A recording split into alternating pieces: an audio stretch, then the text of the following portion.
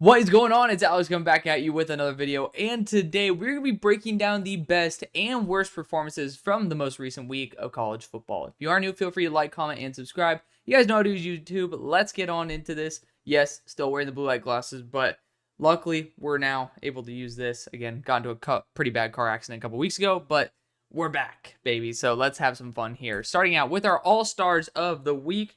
It's starting out with Bryson Washington. Yeah, did not have this on my bingo card, but Baylor ended up just narrowly etching out TCU in a final second field goal, 37-34.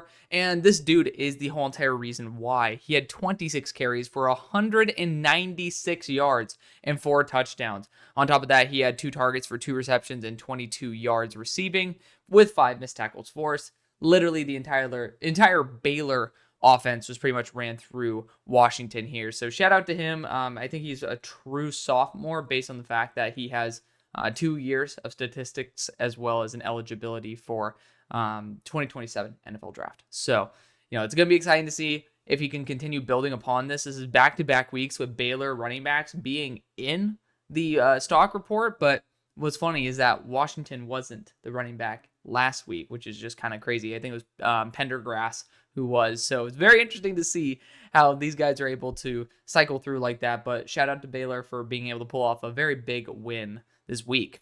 Then we got Jackson Dart. Jackson Dart, I have my relative issues with him as an NFL quarterback, but as a college quarterback, this dude's absolute kick-ass. Obviously, Lane Kiffin's system's incredible, and we can discuss the parts where I have some ups and downs this coming week because I will be dropping my quarterback videos. So, going over his statistics, he had 31 throws, 25 completions for 515 yards, and 6 touchdowns with 0 interceptions, 4 big-time throws with 0 turnover-worthy plays, 8 carries, 54 yards with 3 missed tackles forced.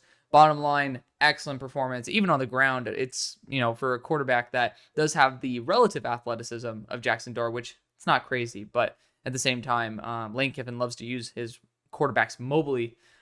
This was an excellent performance. However, I can't let Jackson Dart get all the credit here. You just can't. Because Jordan Watkins was unbelievable. 8 targets, 8 receptions, 254 yards, and 5 touchdowns.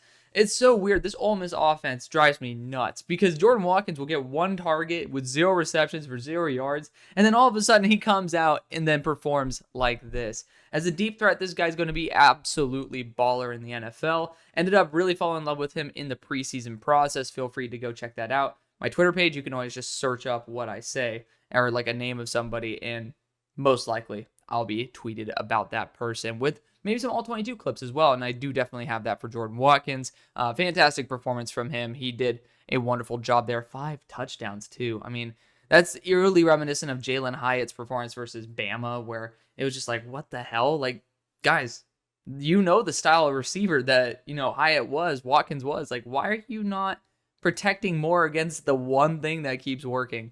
And, regardless, Jordan Watkins did a fantastic job this week as well. Then we got Cam Scatterbo again. I usually do the pink star for back-to-backs. I debated giving Cam one because I think this might be his 3rd time on the list, but he's been on this list plenty of times, especially even in the All-Stars. But he had 23 carries for 151 yards and a touchdown. But on top of that, because that's not good enough to make you an all-star of the week. It's good enough to make you a star of the week, probably, but depends on the week. But he also had 4 receptions on 4 targets for 121 yards and 2 touchdowns through the air. Like, what the hell? 8 missed tackles forced as well. So if we're going to combine that, that's 27 touches, 272 yards, and 3 touchdowns. Wonderful performance there, obviously. Cam has just been extremely reliable for ASU, and shout out to him for doing that. Then we got Kamen Rucker, back-to-back weeks. This guy ends up going off with an 88 defensive grade, 8 defensive pressures, as well as 2 stops.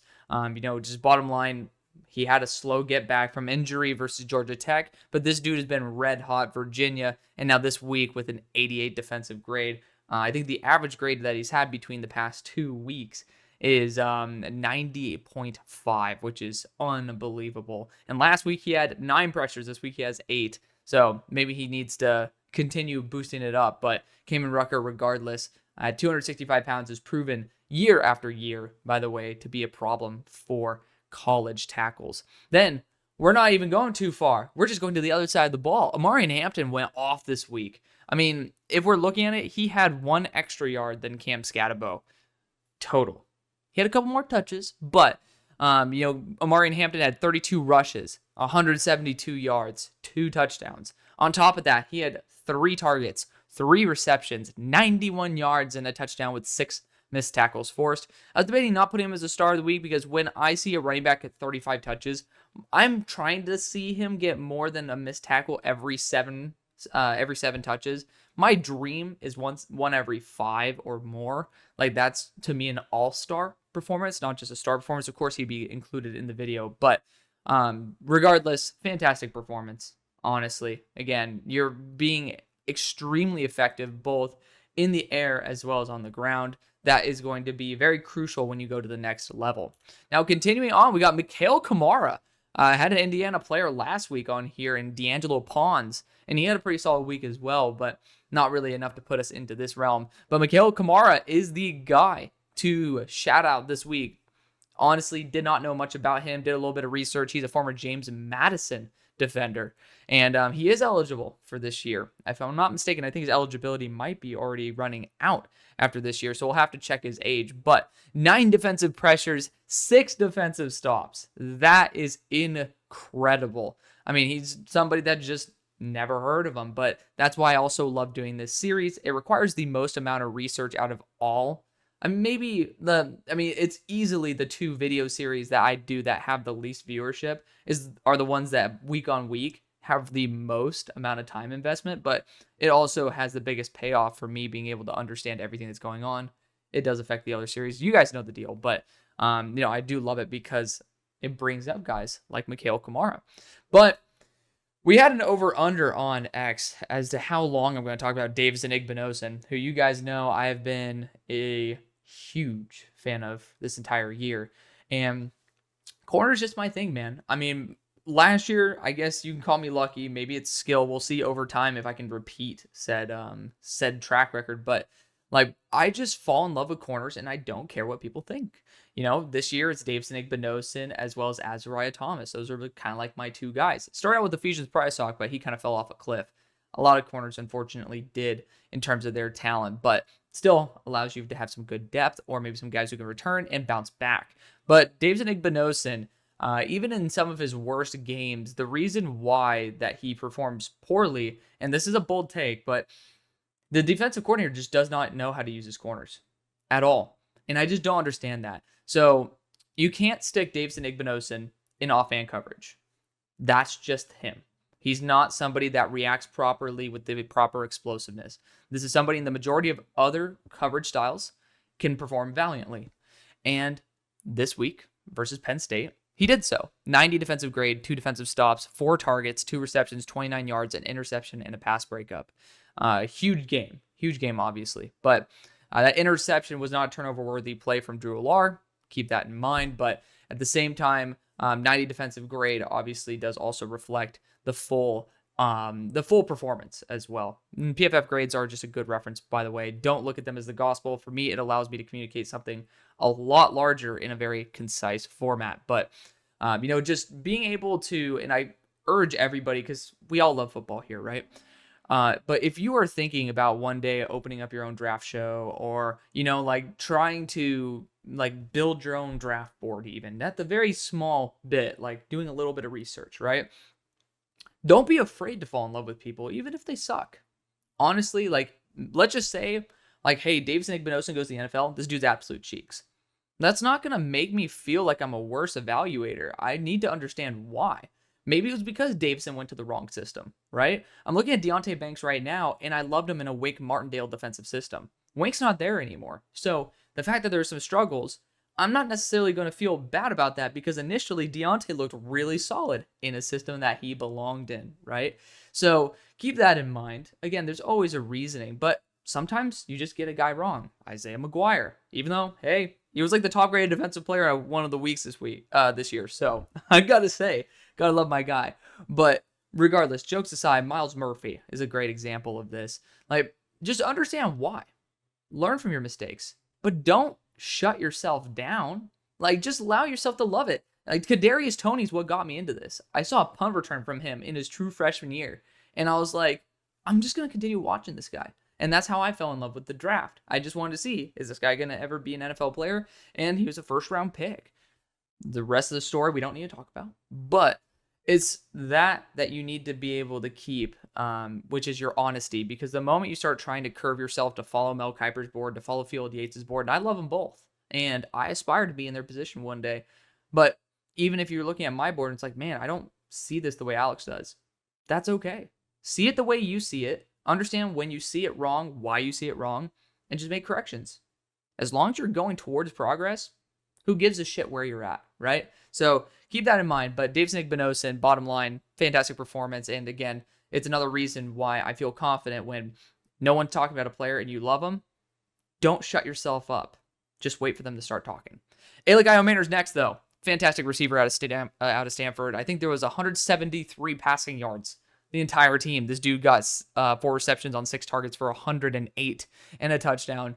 Like, free Alec Iomaner. And it might be Alec Iomaner again. I know the pronunciation of the last name, but regardless, Iomaner is a fantastic receiver. And he still is a fringe first round quality receiver based on his playmaking ability, based on the fact that this guy can absolutely churn and burn. He has over 1 yard per route run in an offense that probably throws 2 yards for everybody's route run. It's absolutely bullshit, but shout out to Iomaner for actually making the most of it. Landon Jackson is next. He had 7 pressures and 4 stops this past week. Honestly, just a really well-rounded performance. For me, like the benchmarks, if you're looking at PFF premium statistics, again, it's a great way of summarizing how everyone's doing without having to fully dive into the tape. It's a good reference point to jump off and then understand why they got it. But regardless, for me, when I'm looking at it and I'm building my list, right, this is not comprehensive of every player that's a winner, every player that's a loser this week. But when I end up looking instantly, like I'm scrambling down my sheet, it's like, okay, well, do you have 5 pressures or more? Like there's certain times where you have 4 pressures and then let's just say 4 or more defensive stops where I'm like, okay, I'll factor that in. But 5 pressures. Okay, well, let's just say this guy has 5 pressures. He has 0 stops. I'll still potentially mark it down, but we'll see. Like, I'll actually end up looking at the background of the player and see, like, well, was this a fluke? Is it just maybe because they kind of, like, put the tight end on the other dude's side and doubled there and didn't really focus on him? There's some things that you have to add into that equation. But for Landon Jackson, like, if you're, for reference, 5 pressures and over, I'm most likely writing you down. 4 defensive stops and over for non-linebackers, I'm probably writing you down. So Landon Jackson being able to do both of that is why he's actually a star of the week rather than just, in my book, a winner. Chandler Rivers is next. I'm pretty sure I mentioned this dude before. Duke defensive backs have been relatively frequently included on these lists very recently. So I do love that about him. 76 defensive grade, 2 defensive stops, but he had 8 targets his way, only allowed 2 receptions for 14 yards, had an interception and a pass breakup. Again, Duke's been doing it right.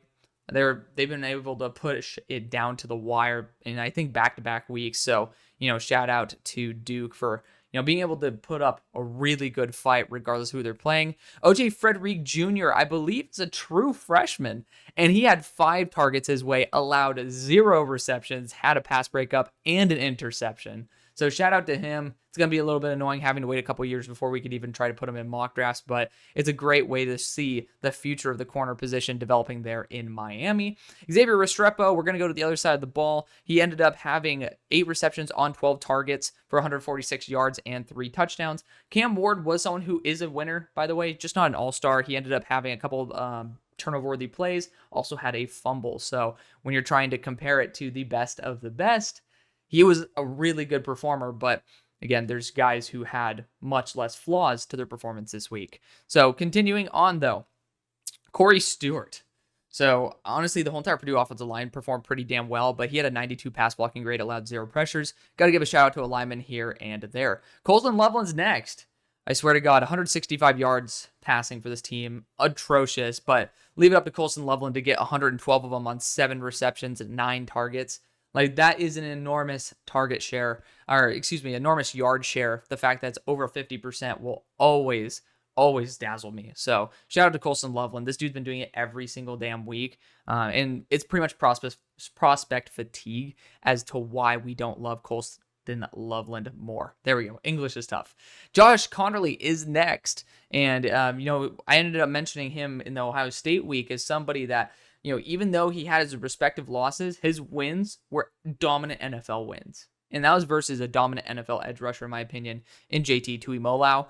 And, this week came out and put up a great stat line. 0 pressures allowed, 88 pass blocking grade. Just the power that he has with the punches that he delivers is fantastic. I'm excited to see Josh Connerly continue to ascend as Oregon ends up probably moving to the number 1 spot, if I'm not mistaken at this point. I don't think it was officially released yet, but we ball. RJ Harvey is next. And, he had 22 rushes, 183 yards, 3 touchdowns, as well as a fumble. He ended up having 2 receptions on 3 targets for 14 yards, 7 missed tackles forced. So, again, if he ended up doing a little bit better and didn't have that fumble, could have even been an all-star of the week. But, maybe that would have just been a reason to drop Amari and Hampton out of the all-stars, because I've never had 6 before. But you guys thought that was all-inclusive? Like, this is going to be a long-ass episode, especially for this series. You guys know that this series is usually like a 12-minuter, but we had to go on a whole entire tangent rant when Davidson Igbinosun ended up being an absolute baller this week.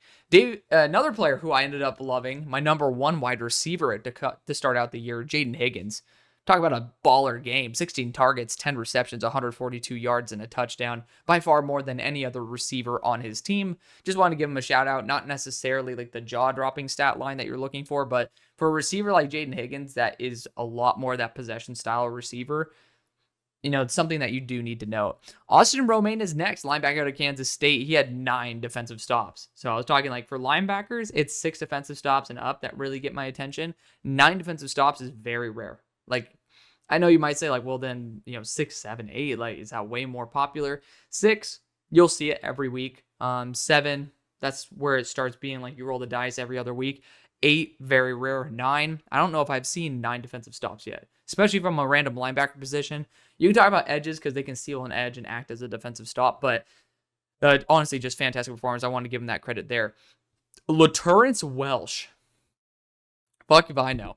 Cornerback out of ASU, fantastic performance this week, by the way. Great name, too. It's like LaTerrence. Like, I'm sure as hell ain't named my kid that, but you know what? I sure as hell hope he has a friend that's named LaTerrence Welsh. Regardless, 90 defensive grade, defensive stop, 8 targets, 3 receptions allowed for 29 yards, and 3 pass breakups. First off, that's awesome.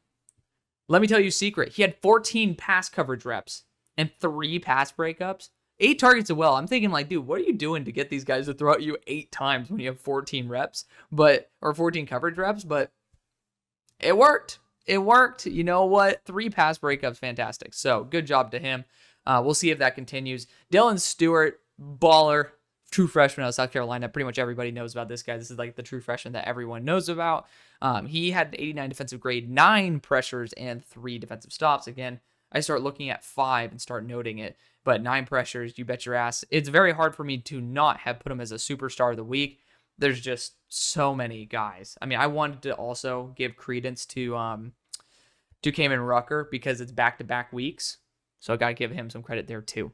Bo Atkinson is next. Talking about, Kamen Rucker there. You got Bo Atkinson, who's been also on the winners list for many weeks in a row now. This dude's a really, really good, very underrated edge rusher here. 5 pressures and 6 defensive stops on 21 total reps. Like, he technically did efficiency-wise better than Kamen Rucker. But of course, we all know efficiency is not necessarily the most projectable stat when you have a small sample size. But Bo Atkinson, definitely a guy whose name I'll be studying a little bit more. Probably a guy who would return to school based on the success rate he's had. If he could have the full role of Kamen Rucker, who knows? We might have another first to second round UNC edge. Then we got Charles Brantley, corner out of Michigan State, 85 defensive grade, 0 receptions on 3 targets and 3 pass breakups on 11 coverage reps. I mean, he just was like, you know what? LaTerrence Welsh, hold my beer. I'm just going to do the same thing. And I'm not even going to allow a reception. I'm going to do this on 11 reps, 3 less than you. Maybe those 3 reps, he would have allowed those 3 receptions for 29 yards. But Great performance there by Brantley. Amari Farrell, is next. Another Indiana defensive back. He had 89 defensive grade, 1 target his way, 0 receptions, and 2 interceptions. A good job on his part. Carson Bruner's next, linebacker out of Washington. He had a very well all-around performance, 86 defensive grade, 2 defensive pressures, 5 defensive stops, 6 receptions on 9 targets for a nice 45 yards, 2 interceptions, and a pass breakup, though. So good in the pressures category, good in the stops category, and then had the pass breakups and the interceptions. That's awesome. Good job by Carson Bruner. Then we'll go to the reason why I didn't watch really any games yesterday, because I was at SMU being able to watch our homecoming game, and Brashard Smith broke off a couple beautiful runs that ended up leaving him with a stat line of 161 yards and 2 touchdowns. Also 5 targets, 4 receptions, 21 yards, and a touchdown as well. So in grand total, 182 yards and 3 touchdowns with 4 missed tackles forced. SMU, I don't know what the hell we were doing. I literally ended up saying, like, oh, nice, we're in the ACC. We get to lose to cooler teams. Well, we're probably the number 2 team in the ACC, if not the number 1. We'll see. Based on the fact that we've been kicking the top teams in the ACC's ass, who knows? I mean, like, I guess Miami kicked Louisville's ass a little bit more than we did. But, like, we could be challenging Miami, and that's mind-boggling to me. But then we got Ashton Jeanty, of course. I mean, the hell, man. 31 carries, 149 yards, 2 touchdowns. We're like, man, he didn't get to 200 this week, but he almost did because he had 2 receptions on 2 targets for 31 yards. Here's the kicker, though. 18 missed tackles forced. The hell? Like, come on, man. Like, make it easy for the rest of us. Like, that's why I couldn't say that before Brashard Smith, because, like, man, Brashard didn't do jack compared to Ashton Jeanty, but Jeanty continues to prove why he is going to be one of those few running backs that is worth a high pick. Knock on wood, I swear, if he ends up being a bust because of a lack of tread, I am going to rip my hair out, and because we deserve it. We deserve it. So I don't know why the hell that thing just double jumped, but our duds of the week, starting out with Donovan Jackson, and to be fair, let me put a big asterisk on this. He played left tackle for the first time.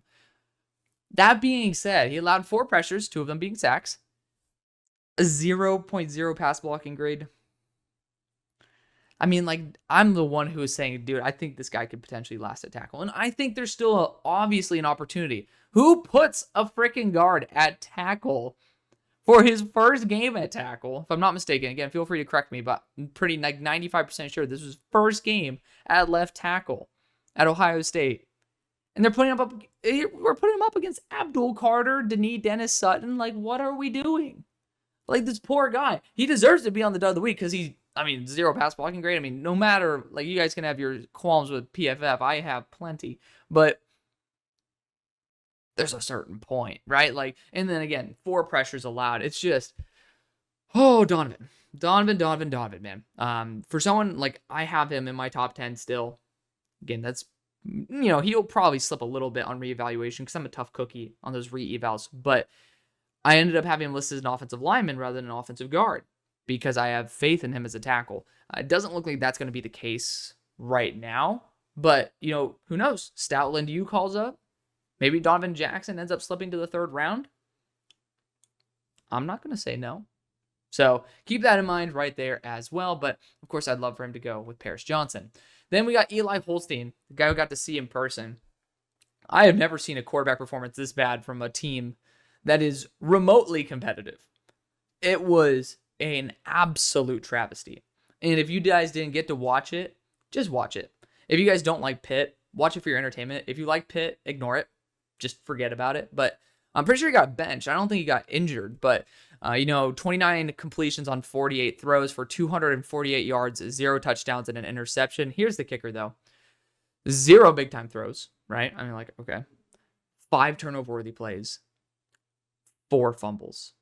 One of those fumbles, and I think it was his last play, was one of the most egregious plays I've ever seen. It was up there with Will Levis travesty type material. He was pretty much stepping up in the pocket, drifted, and then threw a lateral and didn't throw it with enough velocity to get it to the running back that he was pretty much lateraling it to that was already 20 yards away. So it just hit the ground, and it's like, oh my God, like what the hell are you doing, Eli? He's a redshirt freshman. Obviously, give him some time. But for an undefeated team that this year you have the chance to make a legitimate push for the playoff, that is something that will be haunting Pitt unless they have an unbelievable run of the table for the next few games. So yeah, just kind of embarrassing. I mean, again, I had the full Pitt crew sitting behind me. Not like a Pitt crew, but like Pitt Panthers, their media crew sitting behind me there at the media box. But I did not hear a peep. they were kind of silent. So unfortunately, I don't think it was going to be a fun day for them after the fact. But continuing on, we have the rest of our duds of the week, so to speak, our little like lack of stars of the week, stock down, whatever you want to call it. Both of the Penn State running backs, I ended up having more guys than what I needed. I couldn't pretty much take any of these guys off for that matter. But Katron Allen and Nick Singleton, I'm going to group them together. So we start out with Nick Singleton. He had 6 carries for 15 yards with no missed tackles forced. In a game you lose, that is unacceptable, especially if you want to go to the NFL. For Katron Allen, he had 12 carries for 27 yards. First off, still not acceptable. 2 missed tackles forced. Okay, cool. But the bottom line is, together on the ground, 18 touches for, 42 yards with 2 missed tackles forced? From 2 guys that are supposed to be NFL caliber running backs in a game that you really need to win? Simply unacceptable. And I love them both. I'm a sucker for Penn State. You guys know this. I'm a sucker for them. But again, you got to hold everybody, even the people that you love, to the highest of standards. And unfortunately, they did not live up to that in the most crucial game of the year for them. Then you got Arianti Ursary. And I mean, again, keep this in mind, by the way, for the Penn State running backs. Like, Drew Allard didn't have a fantastic performance, but he had 1 big-time throw, 0 turnover-worthy plays. To me, that matters more arguably than anything. And you might say, like, oh, man, that stat line, you got to throw more than 140 yards. Sure, you would like that. Of course, you got to take the perspective where I say Drew Allard's my QB too. I don't have any QB as a starting quality QB. So, yeah, you're going to have those slip-ups.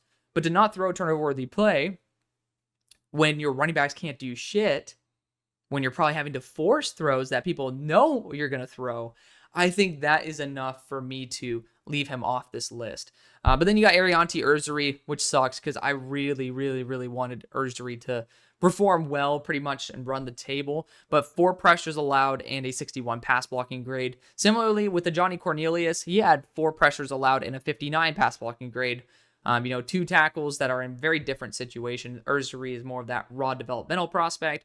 Johnny's going to be a little bit more of that more seasoned, like higher floor. So it's honestly more of a knock to Johnny, and Arianti, it's more of a conceptualizing type of is a more conceptualizing stat line in terms of where you think they are right now. But continuing on, you got Takeru Davis, who's been on this list, unfortunately, a couple times now. 56 defensive grade, 2 defensive stops, 7 targets, 6 receptions, 82 yards, in a game where, he was one of the top 3 guys. And there were 3 defensive backs that allowed like over 80 yards, but like under 85, I think.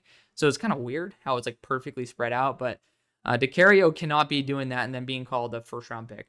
Like, this is not the first time he's allowed a noticeable amount of yards, hoping that bounces back. Malachi Starks, I have to include him on here, even though the stat line's not necessarily horrible. He ended up allowing 1 big play, but regardless, 54 defensive grade, 2 receptions on 5 targets for 59 yards and a touchdown. No defensive stops or anything like that. So, just a bad game from Malachi Starks. Carson Beck as well. This dude's just been, you listen to the stat line, you'll be like, oh man, he shouldn't be on here, but you guys know what I'm going to be focusing on. You know what ratio I'm looking at. But 25 completions on 40 throws, 309 yards, 2 touchdowns, 3 picks. So it's like, okay, it is what it is.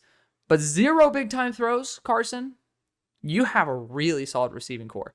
Underrated by a big shot. You have 3 NFL quality tight ends.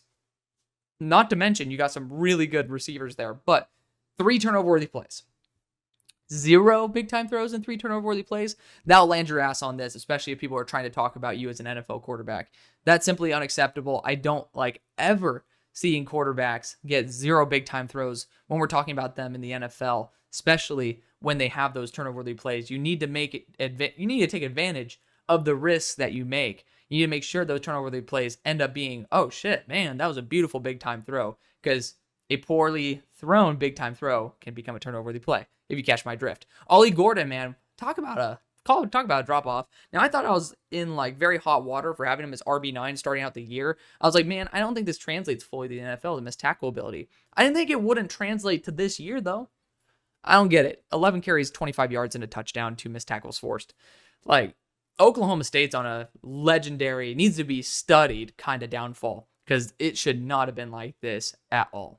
Continuing on, Darius Washington, left tackle out of Florida State. I honestly think he's a center. That's how I graded him. He allowed 6 pressures, and then a 42 pass blocking grade. I think this is perfectly solidified him as a pure center. To me, I still think he could be a end of day 2 center. It looks like they're kind of putting him in at left tackle because they don't have Bless Harris anymore. And Darius Washington honestly performed better than both. I think Bless Harris played left tackle for him last year, but I know also they do have Robert Scott Jr. there. Honestly, just put Robert Scott at center and put Robert Scott to left tackle, Darius to center. It'll work out better, in my opinion. My big rule that I'm starting to kind of implement, if I see a tackle ever allow 6 or more pressures, I cannot allow them to feasibly ever play tackle in the NFL.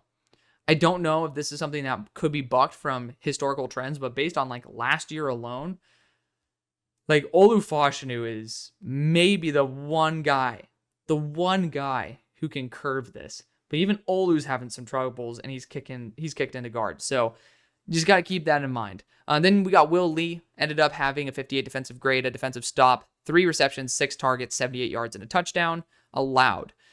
Just not a great performance, especially when you are on the losing side.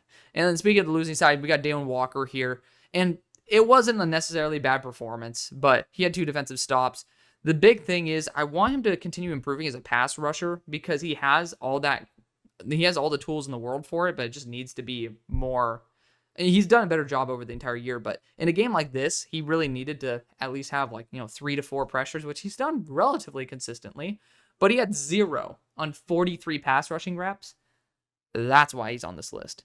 I mean, you could have just gotten 1. You probably still would have been on this list. If you got 1 pressure on 43 pass rushing reps, like, my guy, please. You can do better than that. But that's going to be the video.